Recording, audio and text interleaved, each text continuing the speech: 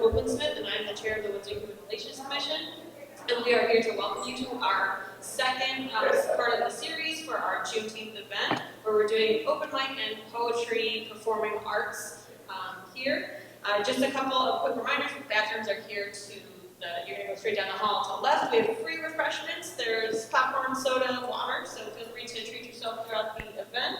And we're going to get started in just a few minutes, so make sure you have everything you need. And then I'm going to pass it over to our MC, Ms. Versatile Poetic, who is a host, our educator, and amazing poet, as I said, for our program. So welcome, and we'll get started soon. Thank you for coming. Hello, everybody. Welcome to my show. When I say versatile, you say poetic. Versatile. Poetic. Versatile. Poetic. Versatile. Poetic. Hello, beautiful people. Welcome. My name is Versatile Poetic. I'm happy to be your MC tonight. I just want to remind you there's an open mic sign-up sheet straight ahead in the back of the table. Please, if you feel like expressing yourself, sign your name. Apology ahead of time in case I mispronounce your name. Please correct me. Also, can we get the community poem passed around now? I think we have enough folks. Does anyone know what a community poem is the question. Yeah, can you say what it is? What is a community poem? A poem made by the community, or a collaborative poem, okay? So how it works, our theme is History Is. You're supposed to write 1 to 2 sentences, history is, to you, pass it to the next person.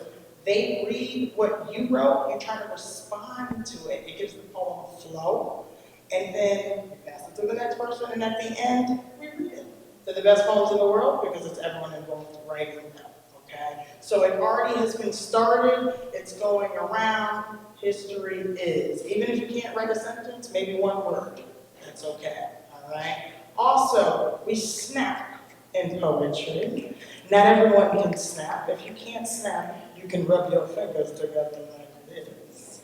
Does anyone know the history of snapping? Where snapping comes from? The beatniks! 1950s, New York City. Yes, so they had poetry events in New York City in the basement of an apartment complex, and they would snap because clapping was too loud and they didn't want to disturb their neighbors. And when you snap, you can hold your water or maybe a microphone in the other hand, okay? So that's why we snap in poetry. So I am a snapper, not a clapper, but you can do both today, snapping and clapping, okay? So we'll get started in about 2 minutes if that's okay, all right? Thank you very much. My name is Versatile Poetic.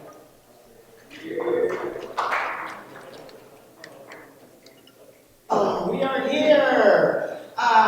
Give yourselves, this is something new that I've started, and if there are any TikTokers here, I think it'd be a cool TikTok if somebody can help me out.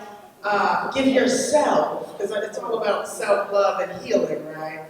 Give yourself some snaps, about 4 of them, some pats, and some claps. Give yourself some snaps, some pats, and some claps. It really suffice. I got something with that. Yeah, I like it too. Yes, I'm getting there. So I would like to introduce our special guest, keynote speaker. We are here celebrating Juneteenth. Beautiful time of year. This person is my mentor. So if I mess up, blame it on him. Okay? His name is Self-Suffice the RapOet. He's a great guy, great individual, extremely talented, and he saved my life. Now I'll read his bio, that was off the top. The RapOet, he's the first hip-hop troubadour of an American city, which is Hartford. He found a way out of the less NYC projects by choosing a scholarship over a major label offer from Def Jam. Whoa. Since then, he's performed worldwide, became a state poetry slam finalist, and seen his positive use of hip-hop praised on platforms including NPR, Netflix, CPTV, and the New York Times. The International Hip Hop Festival, which is at Trinity College, President Obama and Biden's Champions of Change, and more. He has continued to lecture, mentor, study, and teach the benefits of hip hop culture from elementary school workshops all the way up to full college courses. As a live performer, fans have seen him alongside Alice Walker, The Last Poets, KRS-One, Talib Kweli, Common, Ludacris, Joyner Lucas, and more. As a recording artist, he summited the top 40 indie hip-hop chart with Mez Davis of J. Cole's Dreamville, reaching the top 2 and 3 spots with their underground classic album, Manhattan Night. The RapOet currently has 5 songs in Spotify's top 5% most played category. And he has just released a much anticipated new hip hop album called First I Heard with Hartford's area supergroup, The Backpack, streaming on all platforms. You can purchase it on Bandcamp. Check it out. Introducing my mentor, my friend, self-suffice, the rap poet.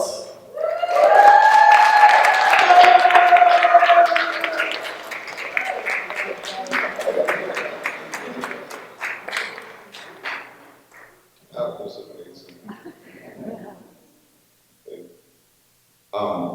Okay, before I get into this keynote,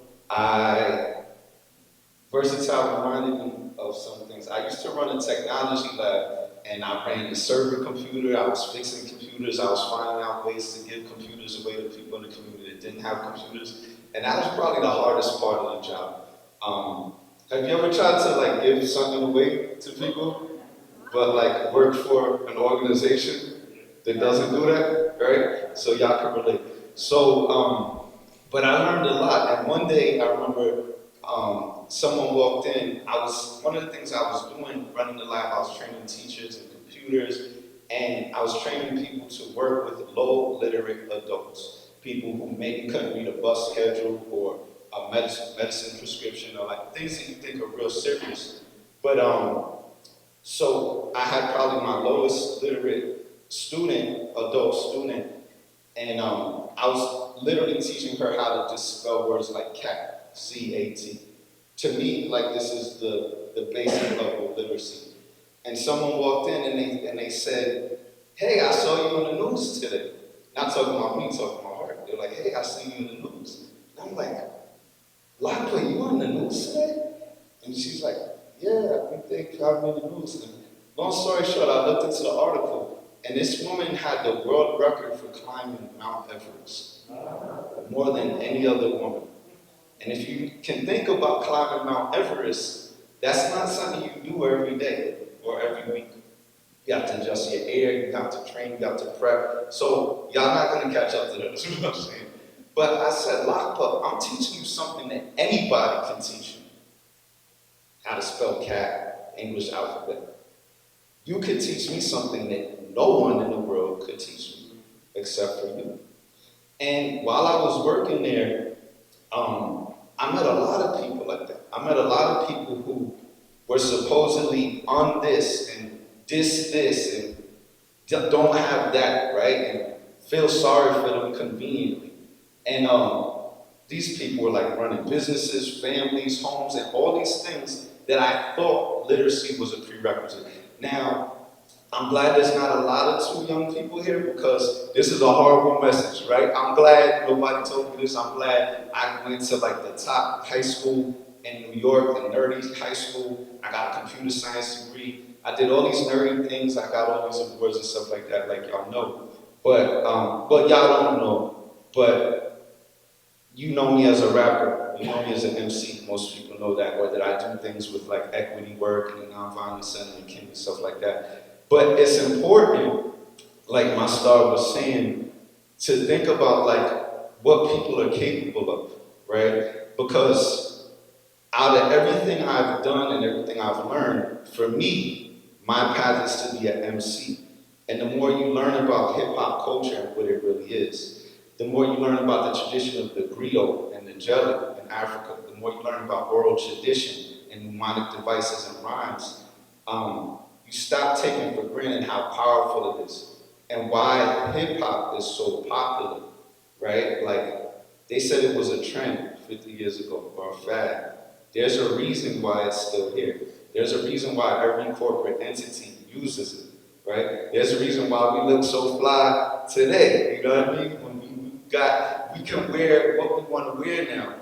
So, I say all of that just to say, before I talk about this keynote, that we have so many liberties right now that people did not have before us. Me in particular, I recognize a lot of the privilege that I have that my family didn't have before me, other people in my neighborhood didn't have before me, and just in our country's history. And damn, this is getting deep. I don't want to go too deep with it, but I do want to say, sometimes when you go very far towards your goal in one direction, you can end up all the way back at the beginning of the other direction. Sometimes when you're pushing against something a lot, you end up pushing it forward without knowing. So I think for a lot of us, we have freedom to eat healthier than ever. We have the information about it, but we're eating poison purposely. We're putting carcinogens in our bodies purposely, knowingly, right? And that's just to talk about our health. But in every situation, and I think it's the same thing with serious things that I'm going to talk about today, race and class and sexism, because I see a lot of people being very oppressive towards other people when they're trying to attack racism. So one thing I wanted to say before I get into this is, I try to remind myself of how I've been humbled by my students, like Versatile, right? Someone who came to me saying, well, I can't book a show or I can't make a living with this. And I had to look at her and be like, are you crazy? You see what you just did on that open mic? Now, y'all don't know this, but I still remember that. I can look back all those years ago and see how funny it was in my mind that you didn't know. But that's really the answer to a lot of this, right? Just allowing other people to be people. Allowing us to see ourselves in other people. We all came from the same genetic background. See, we still traveling around now. We all came from the same origins, but at some point we started to separate ourselves so much that we forgot that our similarities are a lot more than our differences. So thank you for that public service announcement. Just want to shout out everybody who's a teacher. You learn the most from your students. Everybody who's a racist, you probably love the people you hate more than anybody else, and you hate yourself, and that's why you're so racist, and that goes for sexism and every other ism. So I'm going to read a little bit because there's some things I don't want to forget. A lot of the keynotes I've done recently, I like that you have paper, by the way. If you do take out your phone or pad or anything, that's great. I'm not going to be mad at you because there's some things that you can take notes on today, okay? But a lot of these events, we first examined how common attempts to dismantle racism ironically reinforce racism.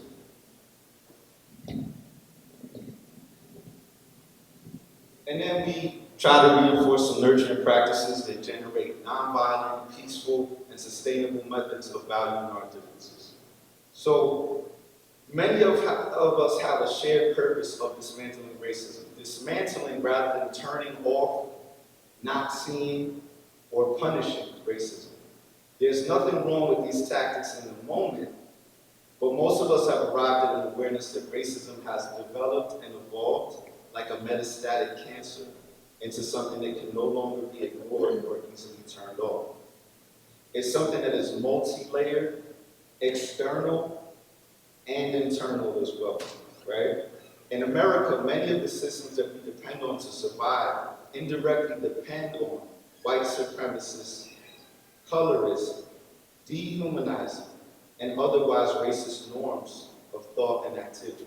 Do y'all know what norms are when I say norms? A couple people do. Raise your hand if you say, I don't really know. It's okay. It's so. Okay, raise your hand if you do. Enough of y'all didn't raise your hand? Okay. Because I had to learn that from one of my students. I remember one time we were in a class, matter of fact, versatile, when we were at Connecticut College. And we were talking about gender and race and everything like that. And I was saying that, like, you know, things aren't always that the guy is being like sexist towards it, and sometimes it's being interpreted and this and that. And one of the white female students was like, and she said it in the nicest way, but it blew up out. She was like, yeah, it's definitely not intentional. But just as a man, I have all these professors that do these things that are uncomfortable for me as a woman. Especially if I'm one of the only women in the class. And I was like, oh yeah. So those are norms. Norms are not malicious, intended to hurt somebody or be wrong, right? They're just things that are comfortable with you and your girlfriends, or you and your boyfriends, or you and your white friends, or your black friends, or whatever, that you usually don't think about how it lands on other people's communities. Does that make sense? So we have so many systems in America that depend on white supremacists, colorists, dehumanizing, and otherwise racist norms of thoughts and activity, right? Just because they happen to work. And we need to make other things work when I say that, right? These things do work to a degree. Here are two major guiding considerations to ask when we're dismantling racism, okay? Because I just want to leave, if you forget everything else, I just want you to think about these two questions. And you can write these down if you want to, if you have a phone. These are kind of nerdy, so you might need to think about them for a second. One, to the degree one is free to make decisions, they assume the role of a supposed master in a society which allows masters and slaves. Or in our case, a society that evolved from allowing masters and slaves. But their freedom is always limited by comparison with those who are not free to make as many consequential decisions. How valuable is freedom when it's dependent on the constant subjugation of others?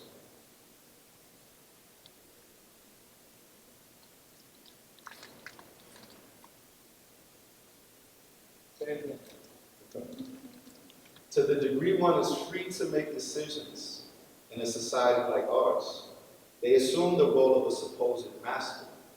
This is what goes along with freedom. It's hard for us to separate in our society freedom with a master-slave dichotomy. That's where we're at. So in a society which allows masters and slaves, our freedom is almost always limited by comparison and competition with those who are not free to make as many consequential decisions. In other words, whenever we're saying how free we are, we necessarily are talking about how free someone else isn't, or what we can do that other people aren't. How valuable is freedom when it's dependent on the constant subjugation of others?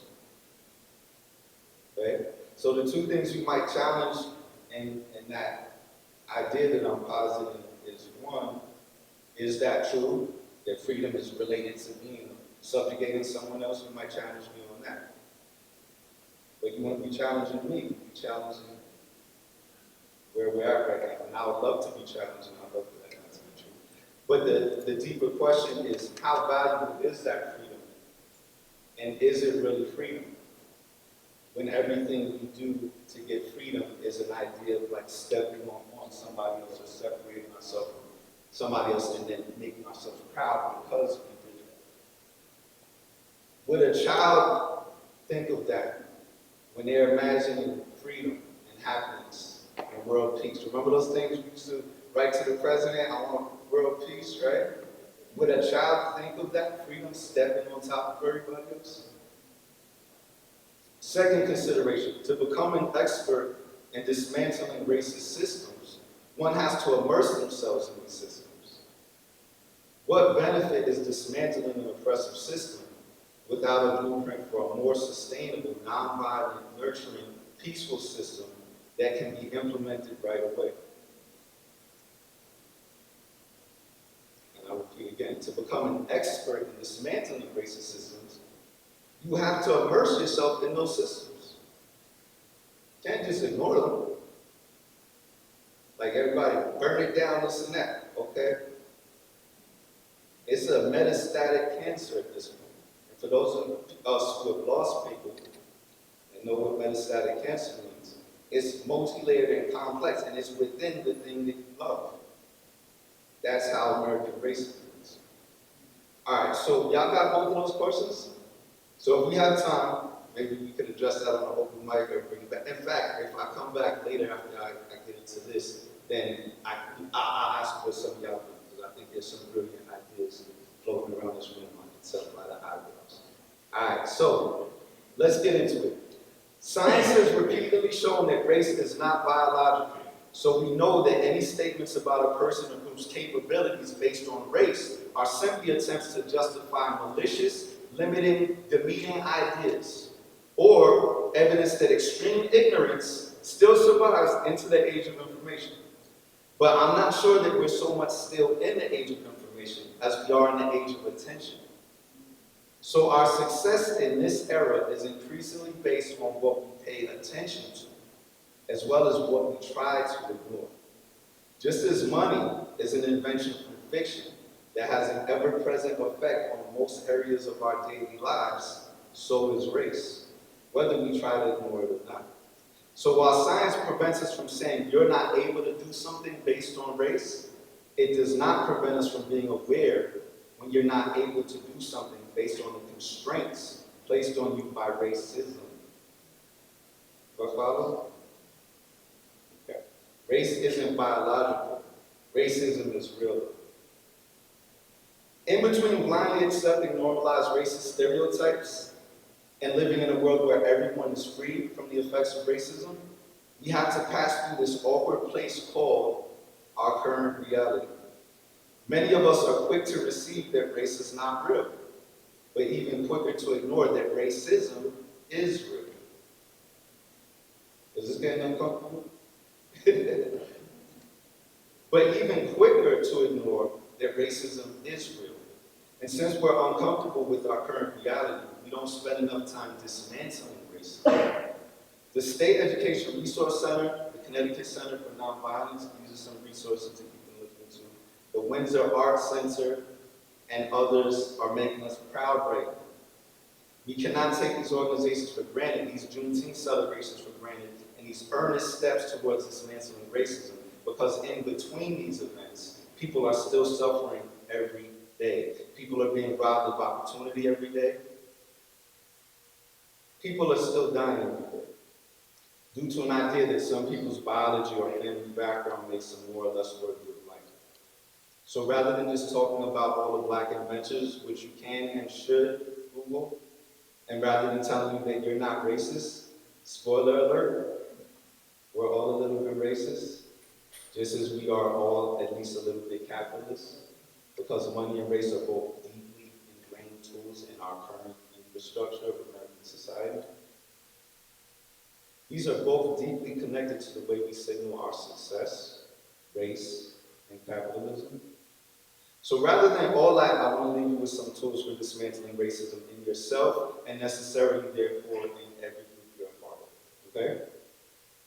You still do need to Google the black inventors, though. All right? Do that. These tools are questions and resources that you can ask yourself when confronted with difficult decisions that can lead to experiencing true freedom for yourself and those around you. Anyone who puts their email in the notepad at the front, I will give you a list of names, resources, and ideas that I can only briefly mention right here tonight. So here's some funny questions for y'all. And you can look for help. You can look at the person next to you. You don't know the answer. How does one know if they're the least racist person I'll ever meet? How do you know if you're the least racist person I'll ever meet?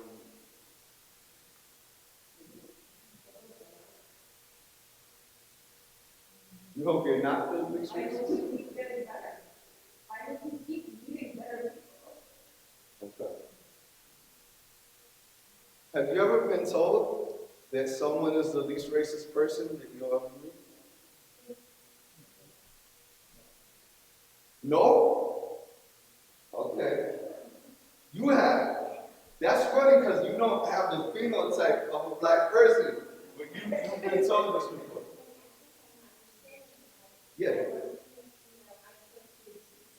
Mm-hmm. Okay.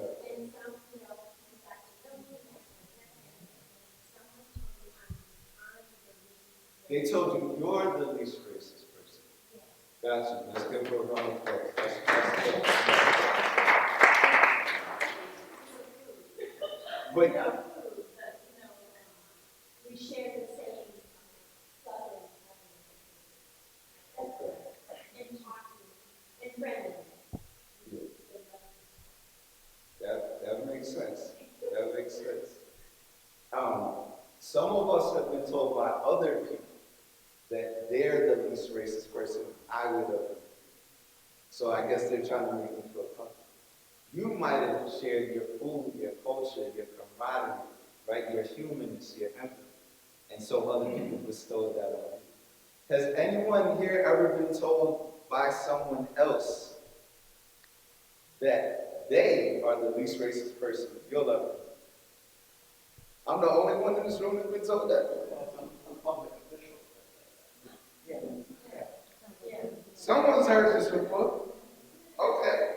Well, I've been trying. That's one of the questions I've been trying to figure out. So some of y'all need to give me an answer to this. I have another one. Maybe y'all haven't heard this one either. I've heard this a lot.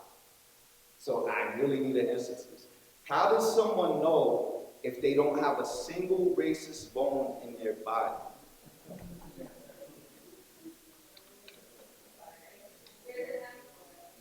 There is? Is it like an Amazon, a mail order, or you gotta go to the hospital? It's at home. So that they would know. They would know. It's private at home. I tested. I got through. What bone is that body? Do they test all the bones in your body? What color is the bone? Raise your hand if you've ever heard that one before. I don't have a single racist bone in my body. Weird question. And for those who don't understand why some of these things are weird questions or weird statements, they dismiss something very serious, right? You don't know who I've ever met, and it's for me to let you know if you're making me uncomfortable with something, whether you're trying or not. Just like it's for you to let me know if I'm making you uncomfortable with something, which I know I am, because I'm on a microphone in a podium. And in the history of our country, I'm already in a hierarchical, weird position. Why is he on the microphone in the podium? As soon as I'm in this position, right? And you have that right to feel that way, whether it's unconscious or conscious, okay? So we don't get to tell people, I'm the best microphone host that you've ever had, unless it's a joke. But people say this like it's serious. You can't tell someone you're the least racist person. You can't tell someone you don't have a single racist bone in their body unless you get that test. How does one know that I'm not like the other ones? Someone's heard this before. It's not just me. If you haven't heard or said these things before, think about these things. And like I said, when you put your email, I'll send you a list of these things. But these are helpful tools. Rather than punishing, I'm not a racist, you're a racist. You're way beyond that.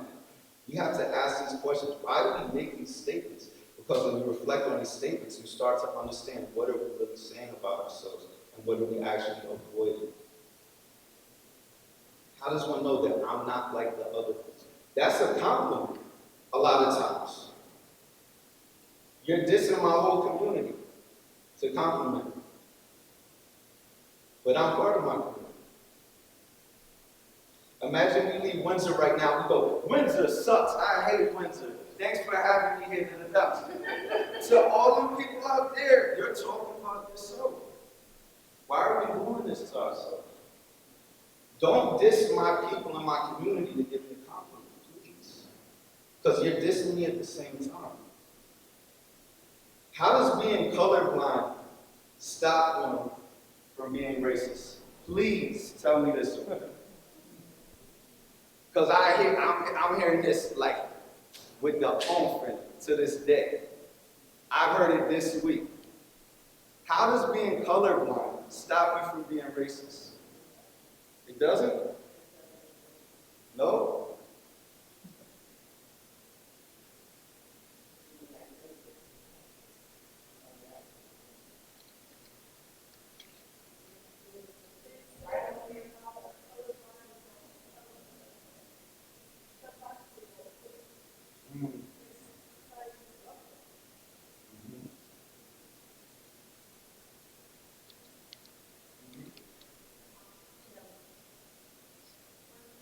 Can you hear me? I think it's more of a balance. It's more of a balance. And I think it's more of a balance. I know you see color. I can see your fingernails. You see color. I do. But when people say I don't see color, they are sincerely saying they don't. Absolutely. And it doesn't mean. You're sincerely saying. Right. Right. And they sincerely think they don't. Right.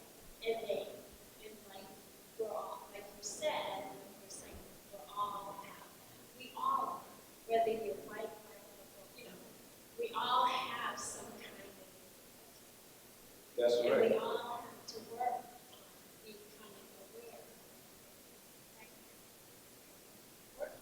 I agree. But it's not always. Somebody who cannot see color in a person because they love them unconditionally, whether they're a black or so sometimes the person cannot care or see it. That's it. Okay. So I think what I just wanted to say also, I think technically it's started at state. It's not limited to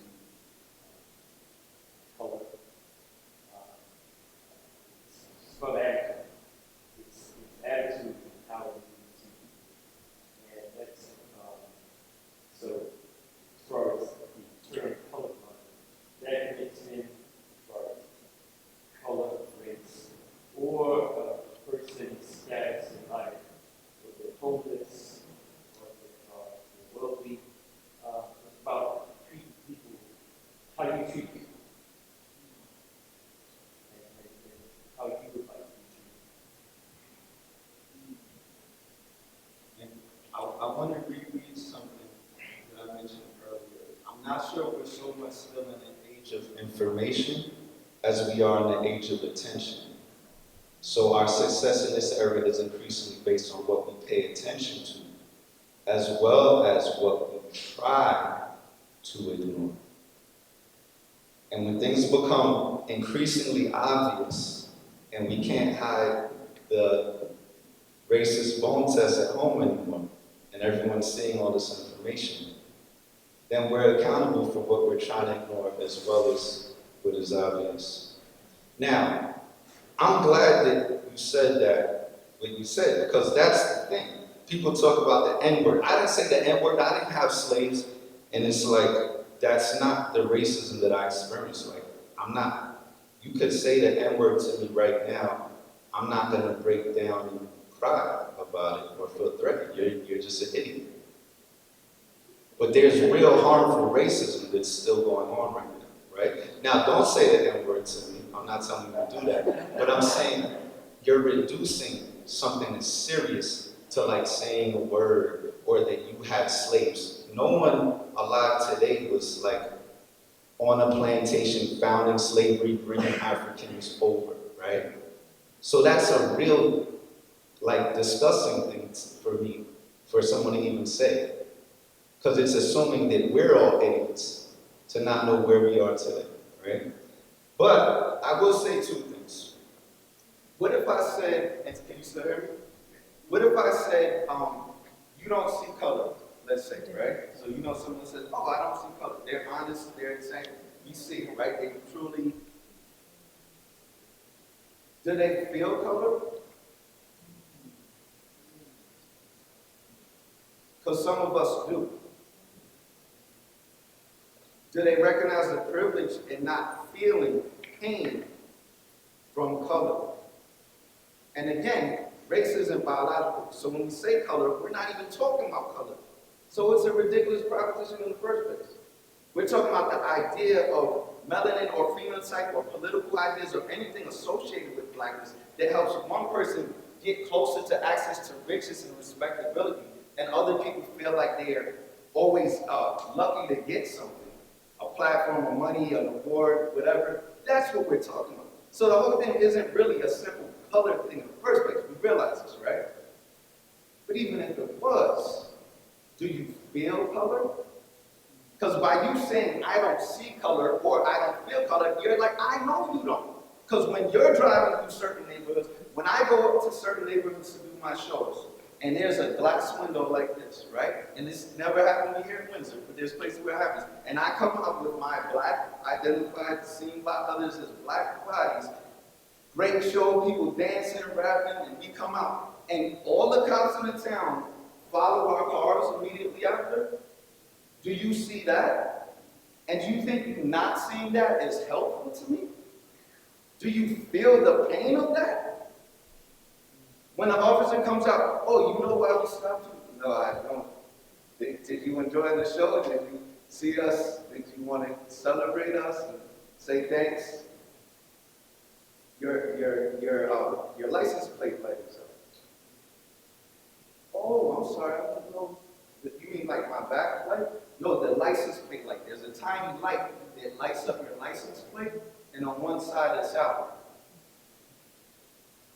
What? But I'm seriously in this situation with someone with a gun and a badge late at night, 2 in the morning, with my friends trying to drive home to another state. Do you see that? If you don't, you think that's a compliment to me? Do you feel that? If you don't, do you think you're not racist now? This is what we're hearing when someone says, I'm colorblind. I don't see color. Yeah, I know you don't. But you don't see the privilege in that either. You don't see how hurtful that is that you think you're patting yourself on the back or helping me or my people with that. I want you to see color. And I don't even want you to feel the pain I feel in those situations, but I do want you to see color. And here's the other side of it. Color is beautiful. So what crazy universe, multiverse scenario would we have to be in where to see color would be a horrible thing? That I would say, good job. A racist one. That uncomfortable one we live in right now. We're not in post-racism. Anytime we're celebrating, I don't see color. I don't see shape. I don't see size. I don't see gender. I don't see. Why? Because we're punishing each other for these things. Because we're trying not to become the racist or the sexist or whatever, right? But where we're trying to get to, and I know we're not there yet, but where we're trying to get to, you would never need to say that. Because you would say, I see beautiful color. We're in the art center right here. You mean to tell me you don't see color? Is there a problem with this? Is this wrong? When I look at everybody, just look around you. Imagine we were all the same color. That would be trash. Now, I'm a spiritual person, but I believe the creator of the universe did this on purpose. Color is beautiful, right? So on one hand, just think about that. Next time you hear someone saying, I don't see color, they're kind of saying, I don't feel color, right? But also think how sad that is, right? Because it's not just about me getting pulled over and, people. It's also about, like, don't not enjoy life and color and these beautiful things just because we're so scared to be wrong or to be bad, right? The fact that we're all a little bit racist is a statement of the society we live in, not our moral character. We're not bad people. We're dishonest people. We live in a scapegoat culture where we can't be honest about how effed up we are sometimes. And if we can't do that, then we can't correct ourselves. Y'all with me? Okay. So let me skip through because I only want to do like 2-3 more minutes on this. But like I said, I do have an email list in the back where I can share. You see how these are just some basic questions, right? They're just questions that you can think about, and you can let other people think about it. A teacher or a parent whose kids ain't too old to listen to them, right? Or if you're in the school, these are some helpful questions to have. And then can we get a round of applause for my friend right here? Because, like you said, that's what we're getting at. No one's bad or malicious in this. If it was a malicious racism like the Klan, I mean, we'd be having a different conversation right now. Right?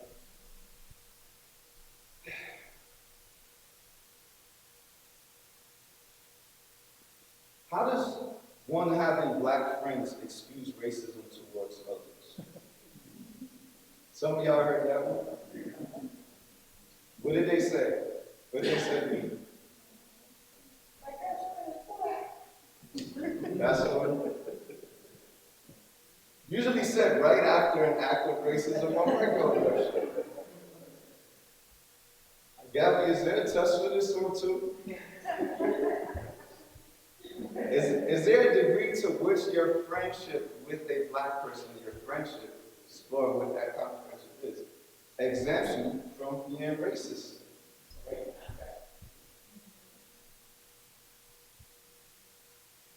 I grew up in such and such a neighborhood. A lot of black people. I remember I was told by someone who I really respect and look up to for what she does, like in Connecticut and different organizations. And we were just in the meeting, and I was looking out for her. She said something crazy. And I just looked around, and all the black people in the room were like, we just have certain looks because we're used to it, you know what I mean? So we don't necessarily even say anything or stop meetings. We just look at each other like, so that was happening. And you know me, by now, even if you don't know me, I speak on things, right? And I love people, so I can critique with empathy. So I took it by myself and I said, hey, when you said that right there, blah, blah, blah, the way it lands. And she said, well, I work with a lot of black people, and I employ a lot of black people, and they've never brought that up to me. Now, here's the key to everything I'm talking about today. It wasn't thank you because they never brought that up to me. It wasn't, damn, I didn't recognize my privilege because I'm paying them and they probably just didn't want. It was, since they never brought it up to me, I'm going to act like you're not bringing it up to me now. And it's not a problem. But I love you. I'm telling you with empathy something. I'm giving you a critique to improve your precious life. And being here now in reality with us, not in wherever you are.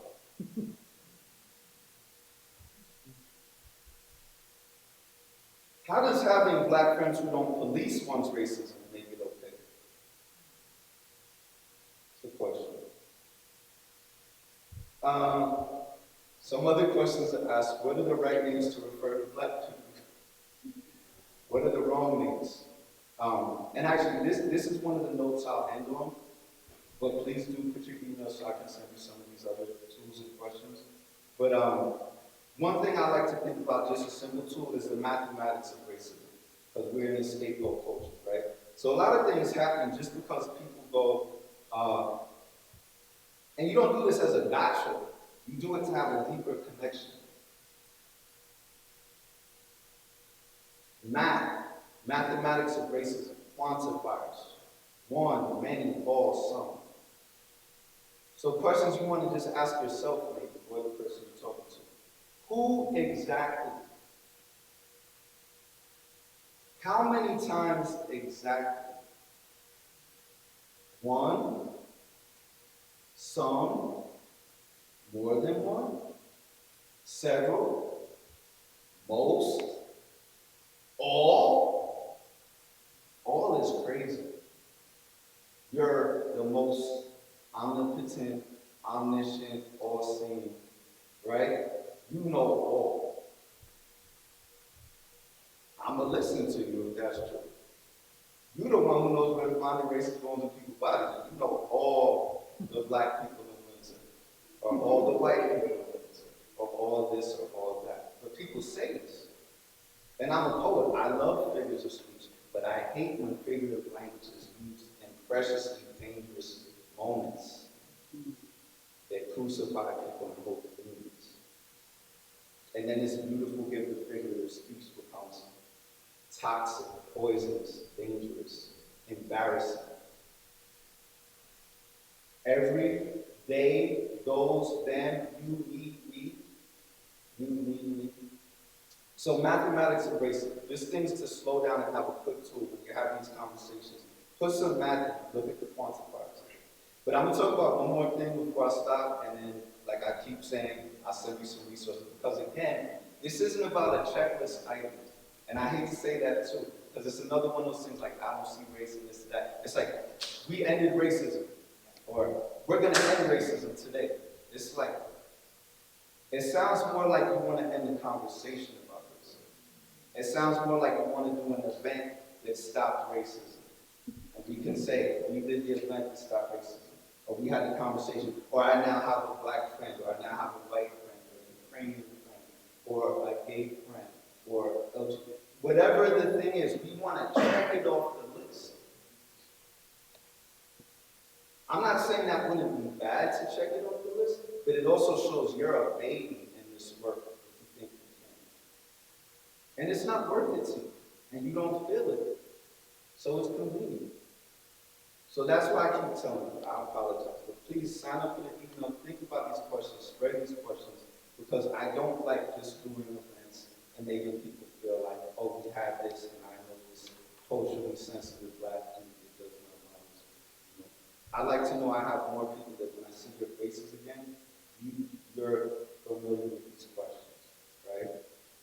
And then next time I'm asking some of the funny questions, we'll be laughing together a little bit more. Right? Because we're working on these questions over and over. So this is what I want to say about what are the right answers for the black people, what are the wrong answers. Black, melanated, African people, the N-word. What do we call people? They always change their name. First they want to be Negro, then they want to be black, then they want to be, you know what I mean? Some people say, just call me God. But that's a lot better than the effort if we are all created in God's image. That's much better. We love God. God loves us except when we're hating on each other. But there's a prickly sharpness of content. I remember the word gay when I was growing up had an extra special prickly sharpness of content. And even really more a little bit, by the time I was raised black, it was like positive. It was like James Brown had already come and, you know, black was black, you know, especially where I was from. It was like, we black, you know what I'm saying? But it wasn't always like that. I don't know if anybody in this room remembers that, but there was a prickly, you know, content that would go along with just saying black. You know, Malcolm X talked about it, Martin Luther King talked about it. Black was always had a connotation of everything negative, minority, black, small, all these negative things, right? So, gay was the word like that when I was coming, right? And now gay is just a word. You know, there's many other words. But I say that to say it's not really the word, because I've seen words change, and this is called the amelioration of words, or the pejorative nature of words. Whether we're releasing the psychic trauma behind the word, or we're adding to it. Gay, you black. When Jay-Z told Oprah, he took the power out of the word, the N-word, who was he talking about? Who took the power of the word, and you took the power of the word from who? Because Jay-Z wasn't on those plantations. Jay-Z wasn't in these situations. In, Bed-Stuy and in Marcy, beautiful neighborhoods, we would say this to each other all the time as a term of endearment. So Jay never had this experience that many of our people had with the word, right? And that we still have when it's said in a certain way. All of what I'm trying to say, if I'm losing anybody here, is that when you're looking for the word to call black people the right word, it's not the word. It's like what you said. It's the food. It's the sharing of the food. It's the culture. It's being willing to be vulnerable, have discussions, laugh, be wrong, critique each other, right? Because I can have someone say, I remember I came back from college, back to my neighborhood, and my other friend was coming out from prison, and he was like, "What up, mommy?" And he said that thing. And I wasn't like, "Yo, bro, I don't use that word anymore." He just came up. And there's nobody who you know here, by the way. Anybody here, this is back in the Lower East Side of Manhattan, this occurred. And there's a cat that I grew up with. But he said that, and I was like, he's saying he loves me, is glad to see me again. And he's been through a lot. I just came back from college. I'm more privileged, So you understand. The question isn't really what are the right words to call black people. The questions are, let me keep asking these questions to black people. Let me have deeper relationships with white people, and black people, and Asian people, and anyone who I have questions about. Because when you're in their space, I know many transgender people who I misgender. And if you're just on YouTube and social media, they go like, you hear these things where I was misgendered and this person is sexist and racist, But if you actually talk to people in the community and you say he instead of her or they or whatever, this is what's always happened to me. So this is my personal experience, by the way. So my quantifiers, I'm not telling y'all to go misgender people. I'm just saying I have done this with people that I love and care for, right? Even though we have different experiences. And then I caught myself and been like, did I give you the right pronoun? And they would say, well, actually, I prefer this one, But I understand you didn't mean malicious. You get what I'm saying? Now, when does that happen? When I'm over concerned with what you call me as a black person or a different gender person? Or when you feel like we're creating community together and I'm willing to be peanut butter cookies. Has anyone ever had peanut butter cookies? Does anybody remember all the way back in kindergarten or first grade when people had lunches and kids, best thing you could do as a child is share your lunch with somebody? Hey, my mom gave me some. You want a part of my cupcake? We could be best friends now. Some of y'all know what I'm talking about. It's the sweetest, most beautiful thing ever. I was working with one teacher, and one of her kids did that, and the child died. Why? The peanut butter was allergic to peanuts, right? And this was before EpiPen. She was teaching back in the day, so they didn't have EpiPens, they didn't have the school procedures. So by the time they figured out what's happening, this child was no longer alive. Was this malicious, intentional, purposeful? Remember we were talking about that? That's not where we're at now. We're not worried about malicious intent. Because usually that stuff gets addressed very quickly. When you're malicious and intentful, someone's going to check you about it. But sometimes it's done with love. Sometimes very dangerous, harmful things are done with love. So when we talk about the words we call each other and the words that we take the power of, you can't take no more than this kid could take away the allergic reaction from a sign of love. You can't take away the power of how certain words harm other people because there's trauma attached to them. And the only way to really know that is to talk to them and have relationships with them.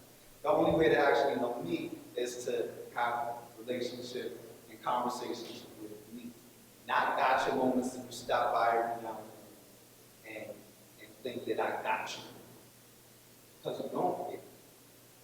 You don't have a relationship.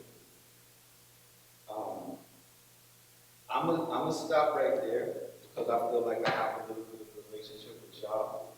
And I have a beautiful relationship with star, Versatile Poetic. And I'm so glad they canceled my other gig due to the rain, so I'm gonna stick around and see what y'all have to say. And if you'll bring me back on the mic later, no pressure. Now with the mic and the podium, no pressure. Now, but I would like, I am gonna ask some of y'all, what do you think about those first two questions I asked? What is freedom? What's the value of freedom if it's always measured by subjugating other people? Thank you so much.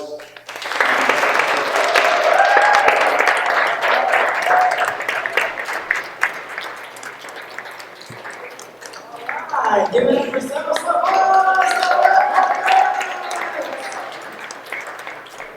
We are going to take a quick break, and then we're going to jump right into our open mic. So I'll give you about 2 minutes, okay, for time purposes. Stretch, talk to each other. In the meantime, I will do a plug. I am a tour guide at the Harriet Beecher Stowe Center. We are open on Wednesdays, Thursdays, Fridays, and Saturdays. Please come take a tour. For those of you who don't know who Harriet Beecher Stowe is, she is famous for writing Uncle Tom's Cabin. It's an anti-slavery novel. It is a conversational tour. It is not about the house. It's about the conversation, and we dig into why did Harriet Beecher Stowe write Uncle Tom's Cabin and the impact of Uncle Tom's Cabin. Self-suffice mentioned the term pejorative. Black folks call each other Uncle Toms, which is a sellout. It comes from her book. Okay, so just to give you a little snippet and some things to think about. We all need healing. The healing journey never ends. I didn't discover that until I reached my 30s. I thought you're just supposed to keep living, and that was healing. Oh, I'm over it because I kept living. Oh no, you gotta do the work, right? And the pain happens when you're little and adults. We're just big kids, and then you get more pain as an adult. What do you do to heal? Diet, working out, meditation, yoga. Some of us pray, right? So this is part of the healing journey, right? Having these types of events, these conversations, right? Sometimes you have to learn to unlearn everything you know you once didn't know. I tell young people it's very important to learn something new every day, okay? You don't have to agree to understand.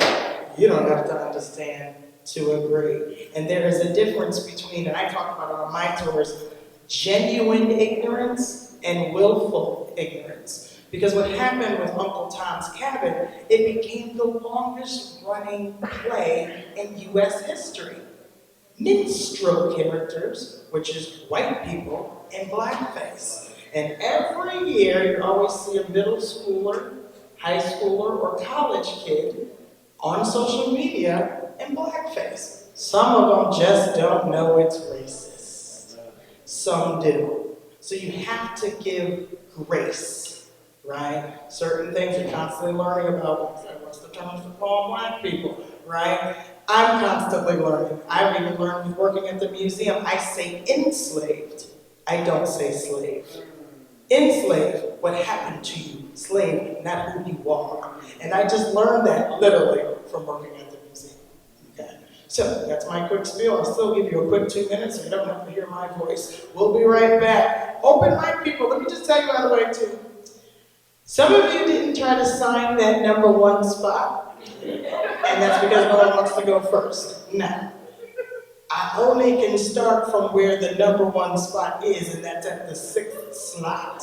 I will try to do it randomly, okay? Just to let you know, okay? But we will get started in 2 minutes. Thank you very much. My name is Versatile Poetic.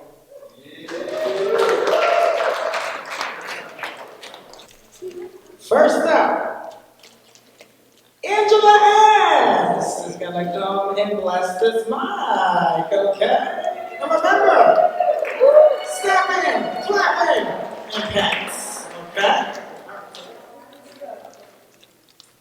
Hi folks, my name is name's Angela. I'm actually from Weathersfield, but my lovely boyfriend lives here in Windsor Locks. Well, this is Windsor, but Windsor Locks. I've been singing since I was a little girl, and I'd like to bless you with my favorite song by Fleetwood Mac. If anyone knows Fleetwood Mac, I love Stevie Nicks. Yeah. So sing along if you know the words. Now here you go again, you say you want your freedom. Well, who am I to keep you down? It's only right that you should believe the way you feel it. Listen carefully to the sound of loneliness, like a heartbeat tries to rest in the stillness of memory. What you had and what you lost, and what you had, ooh, what you lost. Oh, thunder only happens when it's raining, and players only love you when they're playing. Say when they will come and they will go. When the rain washes you clean, you'll know. You know.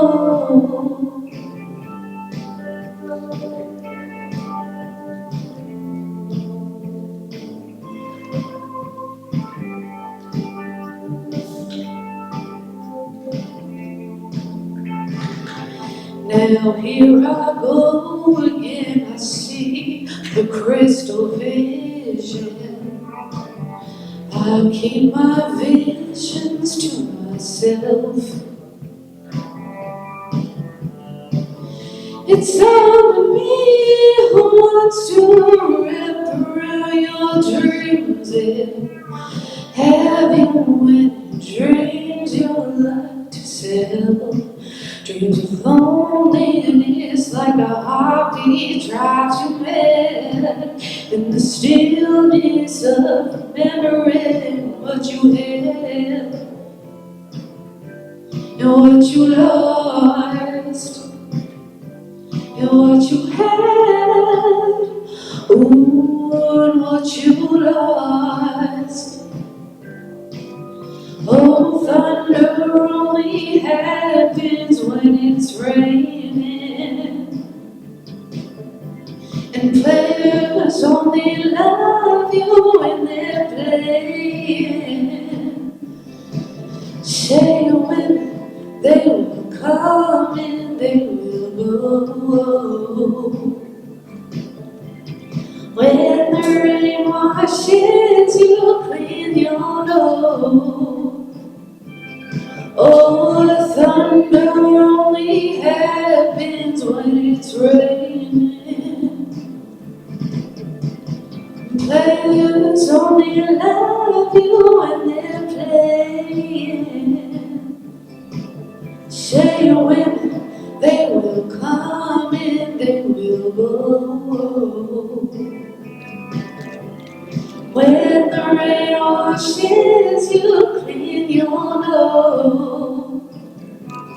You know. Yes, you will know.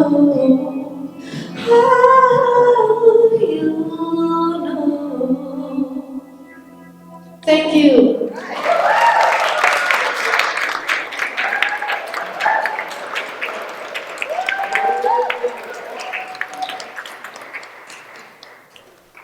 Angela, yes, thank you for that.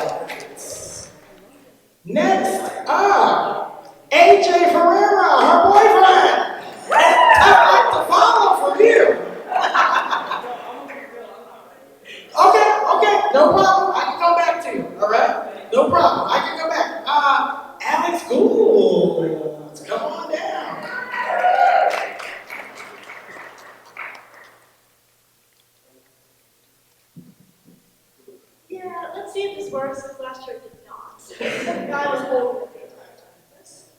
Is it staying? You know, let's go stay. All right.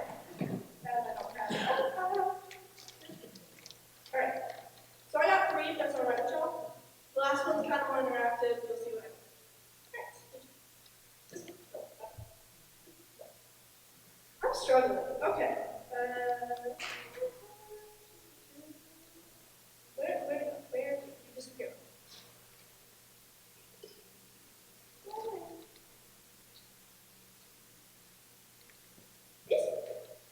Alright, so this one's called Women, the Full Story.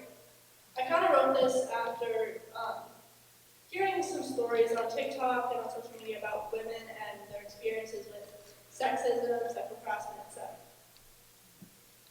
Being followed, no big deal. Being harassed, no big deal. Being catcalled, no big deal. Non-abortion rights, no big deal. But you have International Women's Day. Your lives not that bad. These are things women hear daily. But let me ask you, what if it was your daughter, your niece, your granddaughter, your wife, your sister, cousin, mom, grandma? Would you be so quick to say these things? Would you be quick to protect your family, especially if they said someone hurt them? What if they said someone assaulted them? Would you be so quick to say, don't say anything, his life will be ruined? Will you blame the clothes she wore? Will you say she was asking for it? Why are we so quick to judge women? Are we inferior? Is that it? Are the female members of your family inferior? Am I inferior? That was one.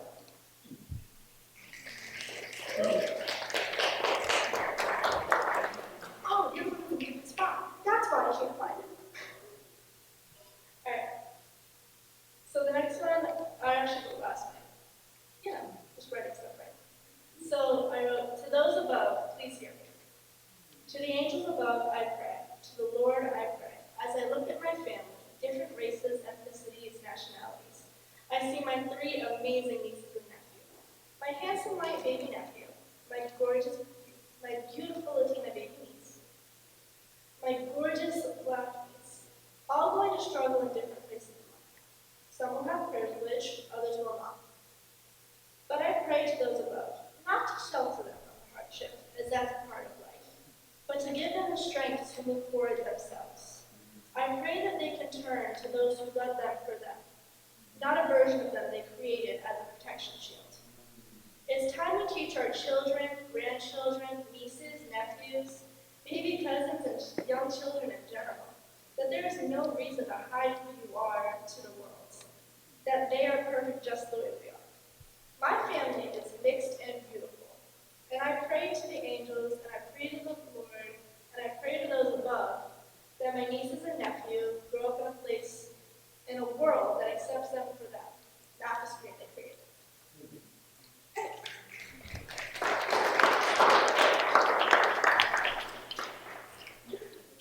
Now I get to walk around for a second, so let's hope this gets me to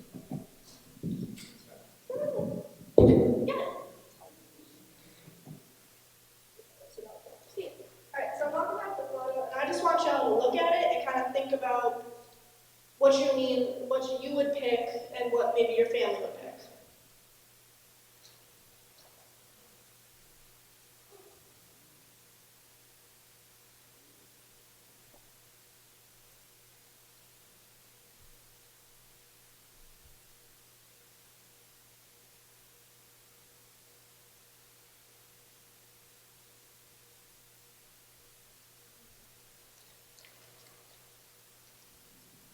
For context on this one, I actually wrote this after, I think I was taking a school survey, but this was one of the questions that was on it.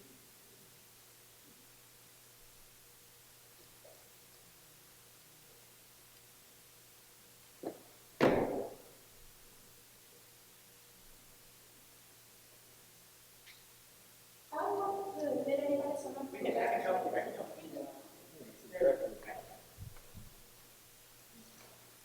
Yeah, that's some context on it. Wrote it after doing a school survey because I was just like, I know my answer, and I know an answer that some of my friends would pick. But at the same time, why are we picking answers? Because yeah, it shows that it's not resources aren't going to look specific. But the real question is, who's picking them? Who's picking your answer? Is it you? Does it happen to be the color of your skin? What's picking it? Now I'm waiting for my book to come back.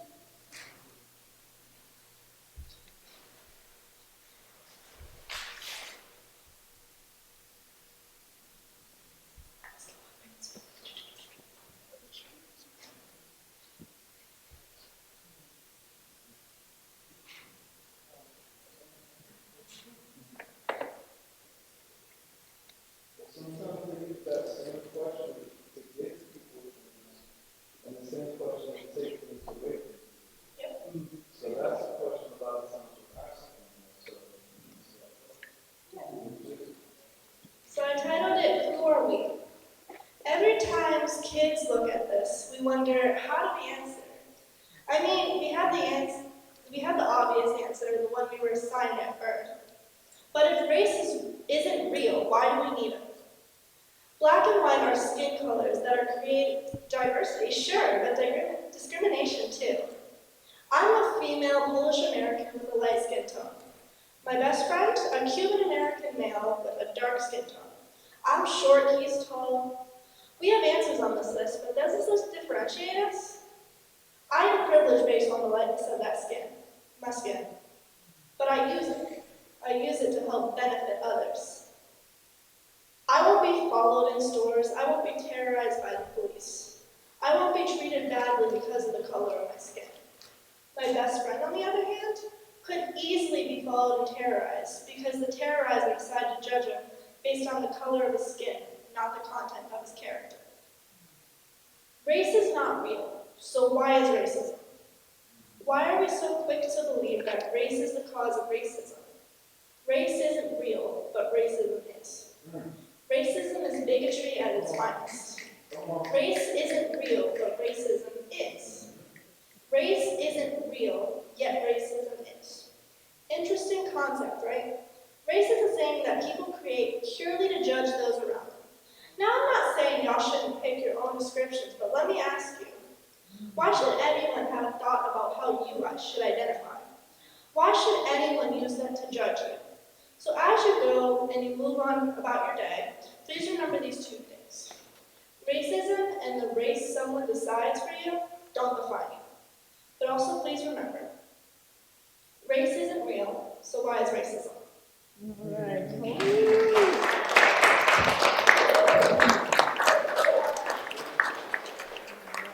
That was good, fantastic. Got you thinking.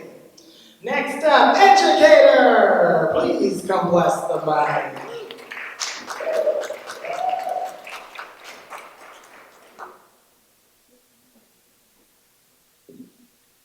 What's going on, everybody? How we doing? Great. Awesome. So before I go into my poem, which is titled Black Sheep Vibes, I just want to talk about really the background of this story, of this poem. Is really just, I've been sober now for 5 years and counting.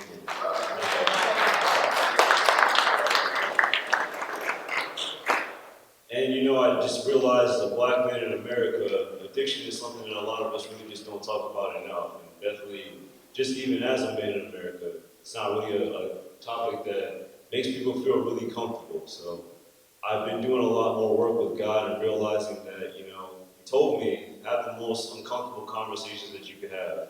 And I believe I received that. So, without further ado.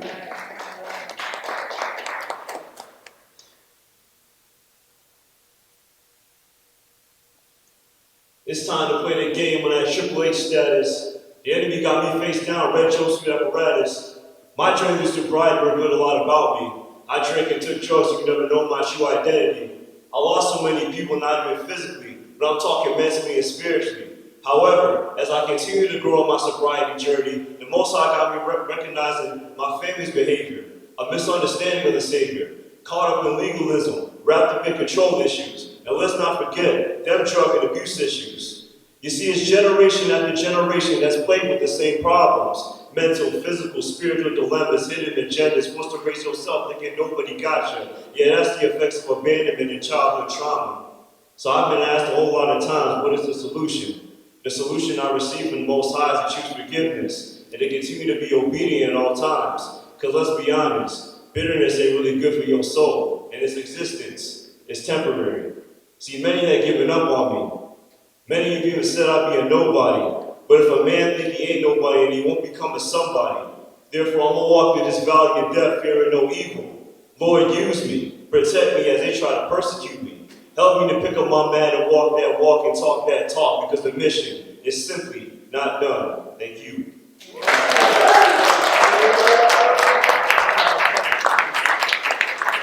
Educator!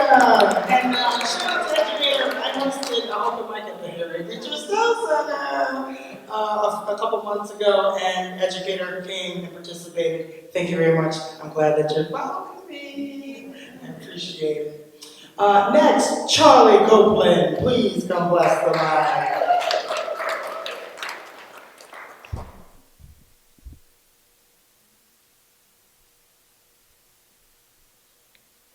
Thank you.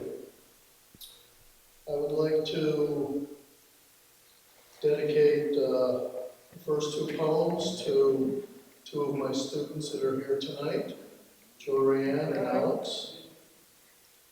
The first poem was written by Harriet Tubman. Every great dream begins with a dreamer. Always remember, you have within you the strength, the patience, and the passion to reach for the stars to change the world. And that's by Harriet Tubman.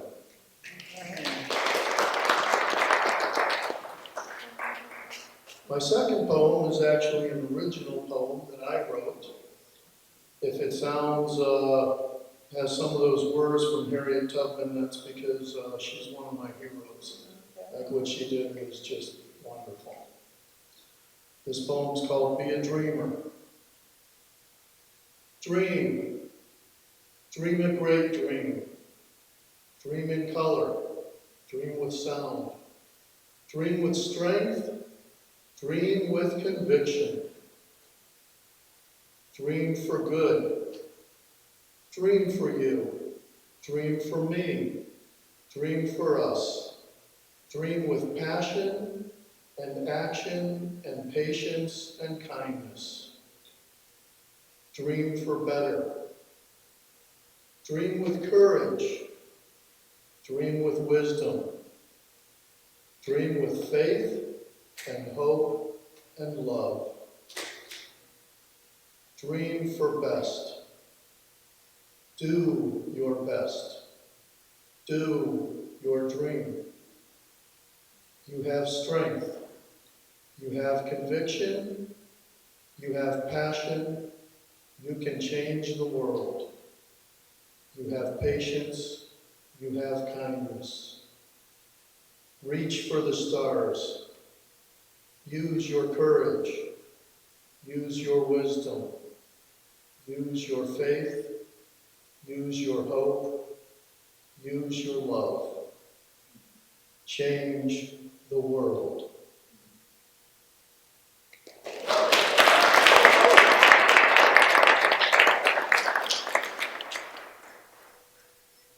The next thing I have isn't a poem. It's actually a family history. And it's appropriate because my family has black people who lived in Texas in 1860. Their names are Claude and Rose. Their son Hayden and his daughter Bernice and her daughter Shirley and her daughter Marva, who is my wife, are the proud parents of Dr. Castella Copeland Smith.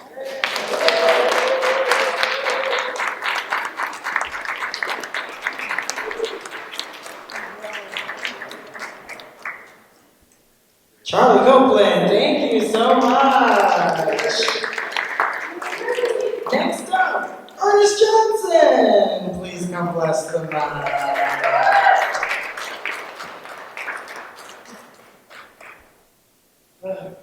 Good evening. Good evening. I got two poems tonight. The first poem comes with a prop.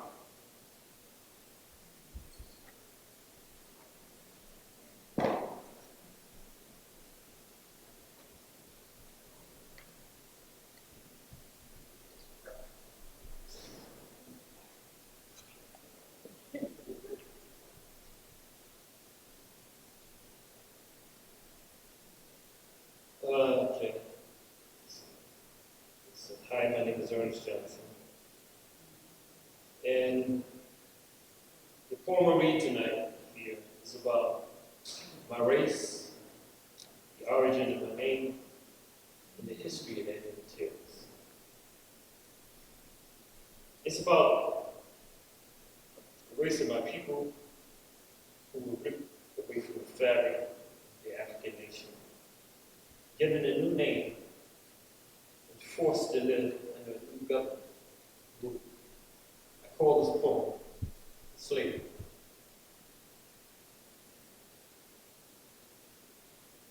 They said it wasn't slavery when they hunted us like wild game. They said it wasn't slavery when they put us in shackles and chains. They said it wasn't slavery when they put us on the auction block. And they said it wasn't slavery when they sold us like private stock. They said it wasn't slavery when they took away our name and said it wasn't slavery when they beat us till we were tamed. They said it wasn't slavery when we got labeled as a commodity. And they said it wasn't slavery when we got branded private property. They said it wasn't slavery when they pillaged our African nation. And they said it wasn't slavery when we were held hostage on their plantations. And they said it wasn't slavery when we ran away trying to be free. And they said it wasn't slavery when they hung us from the highest tree. And they say it's no longer slavery ever since the Constitution amendment. But how can they say it's not slavery when we're still being treated indifferent? And they say it's no longer slavery because now we have so much to gain. But how can they say it's not slavery when I still don't know my name? Slavery. Thank you.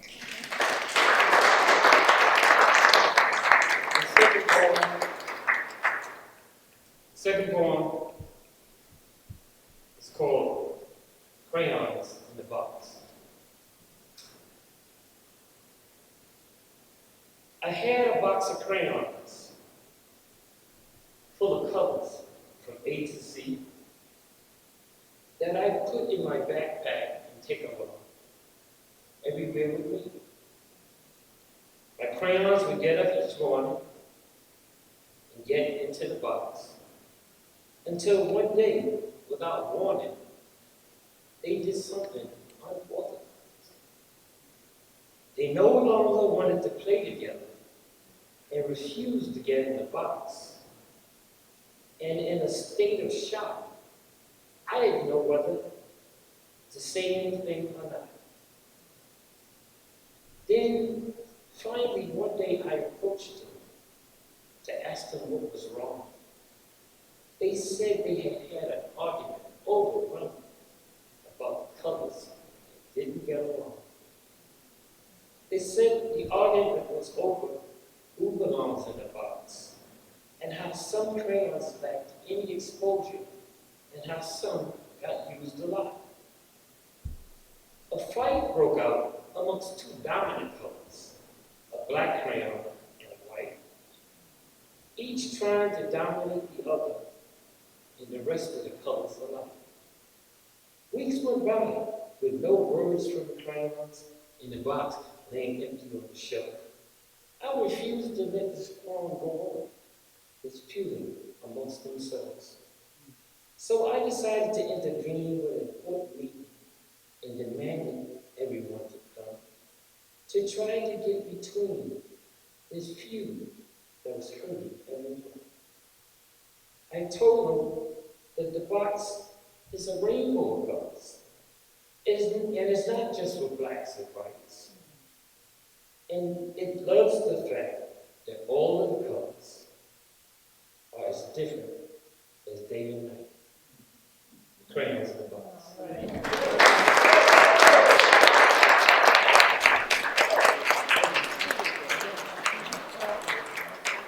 Ernest Johnson. Nicole Young Martin, please come bless the mic.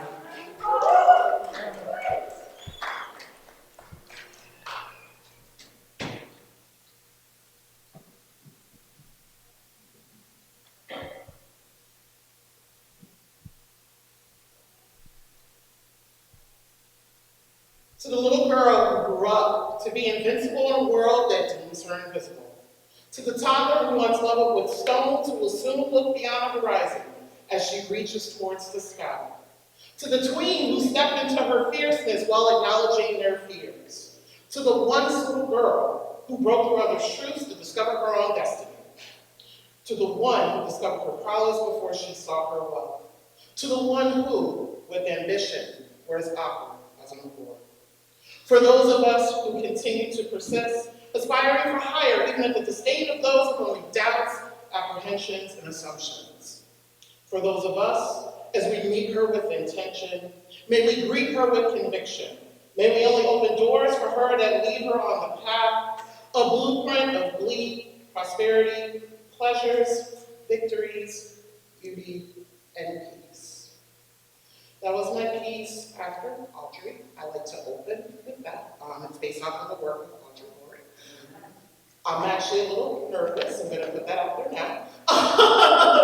My name is Nicole Young Martin. I'm originally from Detroit. I've lived in Western Mass for about 17 years or so. I moved to Windsor, right up the road, on February 22nd, 2020, and I work in Western Mass. So if you do the math, I don't know my community at all. And so I am reading here for the first time. I host an international podcast, Black Writers Read. I would love to have many of you on. I can be found at eitherNicoleMYoung.com or BlackWritersRead.com. I'm going to read two more pieces. The next piece I'm going to read is based off of my dear, dear friend, Ella Nathaniel Alkowitz's work. She is a native digital artist based in Western Mass, and she does a lot of work around like environmental justice, climate change, and things like that. And this piece is Way Like Her. Gray clouds come once at dawn, right on time, as she sat near our shoreline, waiting for the comforting breeze to arrive. Once blue like our sky, our oceans gleamed of wisdom, dreaming in indigo, bathed in fortune, yielding sooner than her slated invitation. We throw stones that hit rock bottom like a hunter's bow. She skips stones at the water's edge that the day's breeze would deliver once as cordial gifts. Though she knew she would yet to return, for land and sea have become shallow, like the bulk of the world's lone souls. Have we become too busy to care for her? Great currents still remain unscathed, warranted like sapphires, the edible like currents, due to savor like acid, the enveloped in innate sweeping beauty. May we too wade like her, May we never again gamble with her splendor. And then the last word, at the end of it all, what it feels to sit and watch and understand what your role is and what you can do with it. Tomorrow there might be something. Next week there might be nothing. Next year you might be somewhere. Yesterday, was there really anything? Tonight we could be anywhere. Within hours we won't be here. Within minutes we will be sure. Within days. Tomorrow we'll be here. Next week we'll be here. Next year we'll be here. But just yesterday, there was really something. This minute be here, tonight be somewhere, today be someone. Thank you so much, NicoleMYoung.com, BlackRedTree.com. Thank you so much.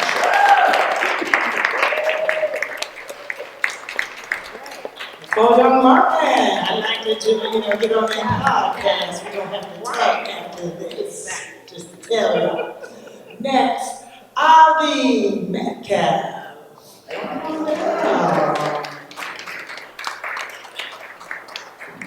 Hey, how is everyone doing, huh? So, I'm an animator and YouTuber, and a music composer and director. I've heard a lot about racism before, also on TED on YouTube. I just feel like there's something weird about social skills, and I think related to racism, and that's what I think we really need to focus on. I've heard a lot about situations where people discriminate each other based on really how they act, what they look like, and other stuff. I, however, personally believe that there's something wrong with that. I think that there's a way to tell us that even though we are born with that color as I am, the difference is really that it's about the person who's accusing us is on fault because they are the one who is becoming seriously disrespectful to them. I think we gotta find a way to make it end racism and find a way to make this all stop so that no more negative situations would happen anymore. Thank you very much.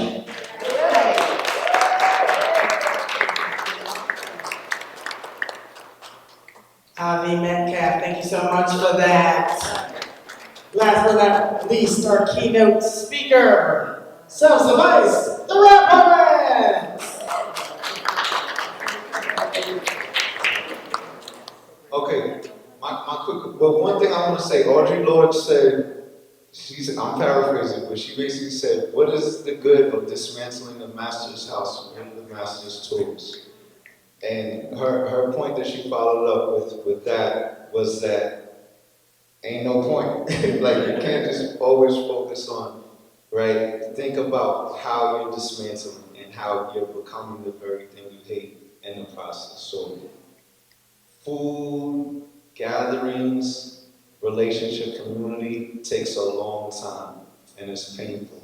And being able to, because that's when you get to the point where you can accept critique from people because they love you. And that's really the only way that we can critique each other when we earn that right from loving each other. So I said, I'm gonna do what I promised I'll do to end. So what do you think about that question? What is the point of freedom? What is the value of freedom in a society that's based on expressing your status and your level of freedom by subjugating other people, comparing and competing with other people? How valuable is that freedom, and is there a different kind of freedom? Let's just have like 1 or 2 minutes. Now it's got to take just about the same time as it would take me to have done a poem. So we got like 2.5 minutes left. What's your thoughts on this? Is there value in it? Is there a different kind of freedom? What is the value or the problem with freedom? Yes. I actually feel that I was the most freest when other people around me were free.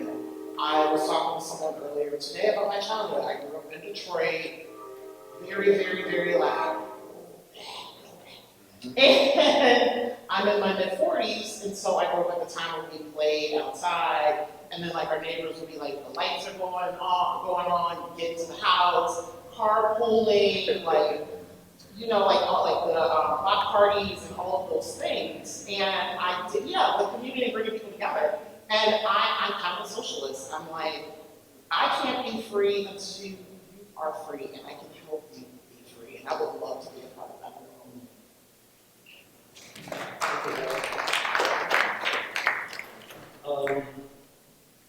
My interpretation of freedom is education. And I say this. I grew up in Brooklyn, New York. And in a low class income neighborhood. And technically, the environment I grew up in, the education was limited because of the area. My mother actually bused me out into another white neighborhood to get a better education. And it was a culture shock because when I think I left junior high school at 8th grade, and I started high school. I went from junior high school to high school. And when I got over there, I was on the 6th grade reading. And so, and they were reading books like, they were reading Red Badge of Courage and books like that there. Over there in my neighborhood, I was just, and they were talking about Renaissance period, the cotton, you know, all this. In my neighborhood, it was Columbus sails the ocean in 1492. That was the extent of my history. So it was a big culture shock. Education was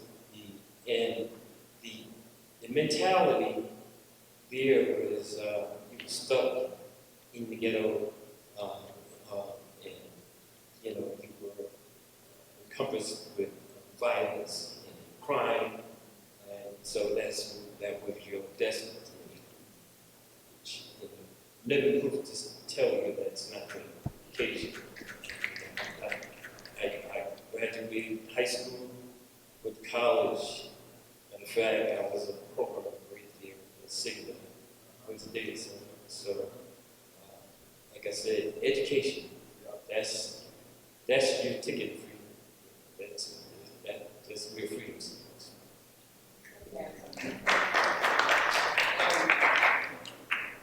After my brothers, and I know this on Saturday. You grew up there? Yeah, I was we run private. Which one? We run. Okay. Okay, let's my mother was a great person. She taught us to never, ever stop making people being concerned about others and concerned. My mother, one of 7 children, we didn't have a lot. It was Christmas time. We would get Christmas stockings. We had a big bag, and we got a baby, but just some food in it, maybe. and the boys would get the little what do you call it? Yeah, but it was fun.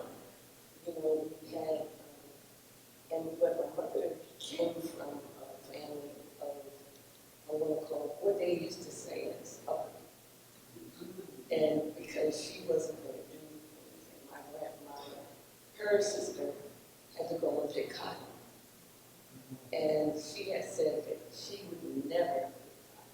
And she didn't. But she taught us to dream beyond what it looks like. what happened was, yeah, and what happened was we went to school, a high school, that it took us about what, 2 hours to get to school. Yes. And then come back and do homework and everything else.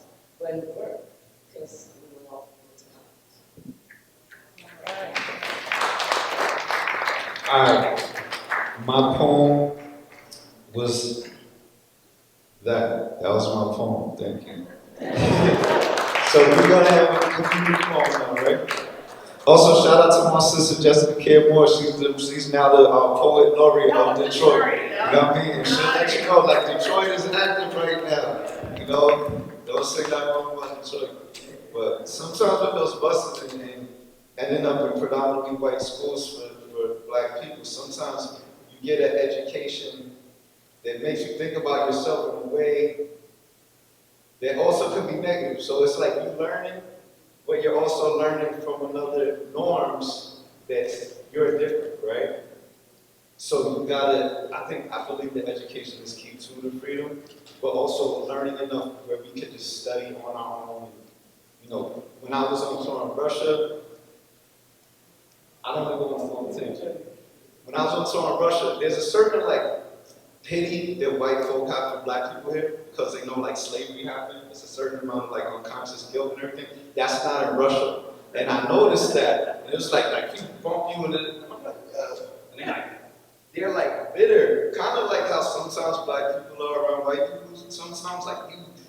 And what it is their education there. They are aware of the Moors. The Moors developed all the mathematics and universities and the culture throughout Europe. And they still remember that out in places in Europe, and Russia's one of them. So it's really interesting that education, like everybody said here today, everything we're doing is an ongoing thing. What am I not knowing, right? I think what we're all saying is freedom is not a checkbox, right? Freedom is a continuing to grow and to learn. So we continue to grow this poem. Everybody here wrote something on it. We're gonna read a line. We're gonna act like it's just one voice. Before we do, bear with us. These are the greatest poems in the world, but the challenge is reading other people's handwriting. Also, please, when we're done with the poem, do not leave. Join us for a giant picture. We always take our picture. If you don't have to be in the picture, if you don't want to be in the picture, that's okay. But please be in the picture. We'll come up here, we can bring some chairs up, and we'll take a picture. Shout out to Self-Suffice, the RapOet.